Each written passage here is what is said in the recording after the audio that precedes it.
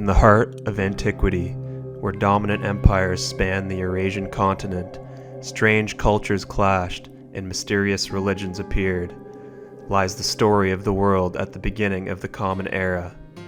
Take a journey back to a time of grandeur and intrigue.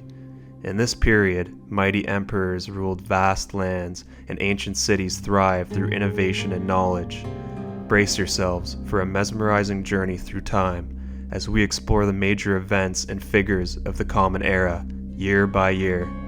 This is the story of our collective human history.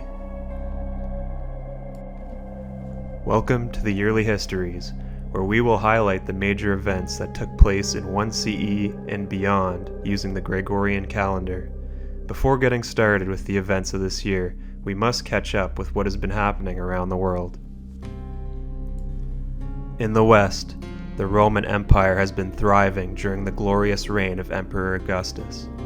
Rome has recently converted from a republic, which was headed by two separate consuls elected for one-year terms, into an empire in 27 BCE, after Augustus, known at that time as Octavian, was granted almost total control by the Senate. He is the adopted son of the legendary Julius Caesar and has benefited greatly from the immense wealth, status, and political power which was passed down to him after the assassination of the former dictator of Rome himself. He was able to take on all of his rivals, including Mark Antony and Cleopatra, and quelled the instability which had been plaguing Rome for the past century. At this point, 27 years after the establishment of the Roman Empire, Augustus has been watching over Rome with a steady and capable hand. The aging emperor, who is now in his 60s, is working tirelessly to secure his succession and prevent his excessive lists of accomplishments from being reversed after his death. His grandsons Gaius and Lucius Caesar are his preferred candidates at the moment. The Romans have been involved in constant border clashes against the so-called barbarians. The worst trouble is provided by the Germanic tribes based in Central and Western Europe. Roman power and influence doesn't stop at their own borders. They have client states in their service, which are territories that were not directly incorporated into the Roman Empire, but maintained a certain degree of autonomy with their own rulers, while acknowledging the supremacy of Rome. In the Levant, we must also keep an eye on a mysterious child who has recently been born in the Roman client kingdom of Judea, named Jesus.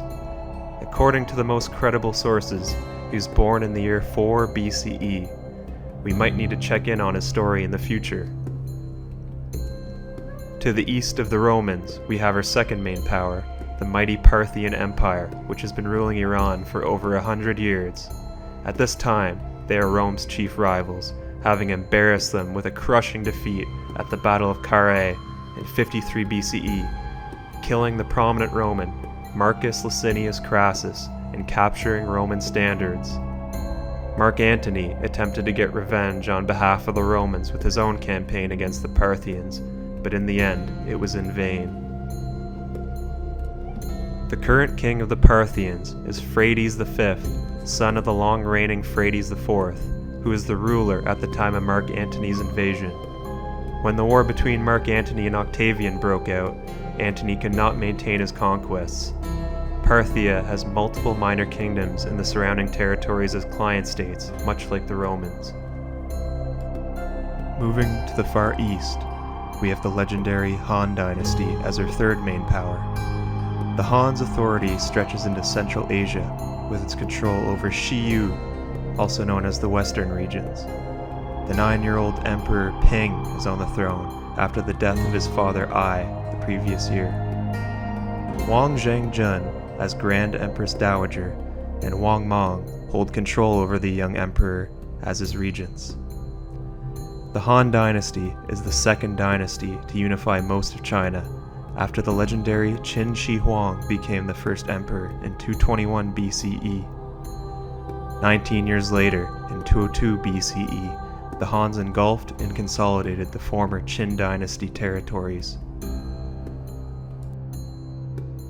There is an ongoing conflict between the Han dynasty and the nomadic Xiongnu Confederacy, The threat they pose is so great that the Emperor Qin Shi Huang in his time began to construct the Great Wall of China to defend against them. The largest power in the subcontinent of India are the Satavahanas, who came to be in the late 2nd century BCE and have slowly been building to their zenith. They are based in the plateau of the Deccan region and established peace in the area. Across the oceans, in the Americas, culture is flourishing in Mesoamerica. The Mayans, along with other powerful city-states such as Teotihuacan, inhabit the region. We won't be checking in on them for the time being due to a lack of written sources. Finally, as we are now caught up with the main players, we can get to the events of 1 CE. Emperor Augustus has given orders to his grandson and heir, Gaius Caesar, to invade the Parthian Empire. But first, we have to check in on a relative of Augustus, Tiberius. Tiberius decided by himself to go into exile on the island of Rhodes in 6 BCE for unknown reasons, but it is possibly due to the fact that he was forced by Augustus to divorce his former wife, Vipsania, and marry another. Anyways, Gaius Caesar decided to pay him a visit, and this is how it went. Quote, after he learned that Gaius, who was passing through the Aegean en route to his diplomatic conference with the Parthians, wanted to meet face to face on the island of Samos, Tiberius obediently appeared and humbly prostrated himself before the young prince, assuring him of his loyalty. The performance seems to have worked.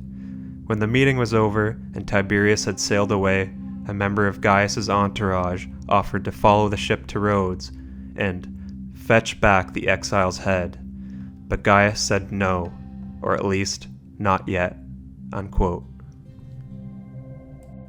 Gaius continued his journey to the east to meet with Phraates V. For context, several of the brothers of Phraates were in custody of the Roman Empire at this time. Quote, when the news of the advance of Gaius reaches Parthia, Phraates V sent an embassy to Augustus to explain matters and to request the return of his brothers.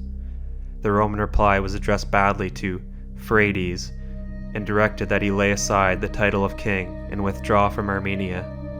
The Parthian answered with equal rudeness. Alarmed by the turn affairs had taken, Tigranes IV of Armenia attempted to make peace with Augustus and was sent to Gaius with a promise of favorable action. Not long after this, Tigranes died fighting some barbarians, perhaps on the northern frontier, and Erato abdicated. When Gaius reached the Euphrates, Phraates V, now thoroughly aroused by the active intervention on the part of Rome, held an interview with him on an island while the armies were drawn up on opposite banks. Later, the two dined, first on the Roman side and then on the Parthian, pledging their good faith, thus in typical Eastern fashion.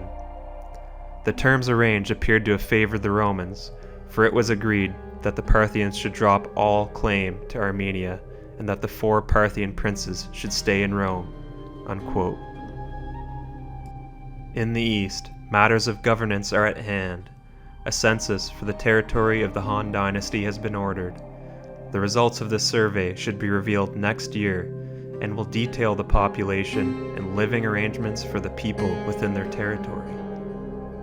We will leave the first year of the Common Era right there, with the Romans exerting pressure on the Parthians and the Han dynasty tending to stately matters. Will Augustus's legendary record continue, or will the Parthians be able to recover? If you enjoyed this video, please like and subscribe to be notified when the next iteration of the yearly histories will be released. The sources used to make this video are in the description. Thanks for watching, and I will see you next year in 2 CE to continue the fascinating stories of the world of antiquity and cover its major events.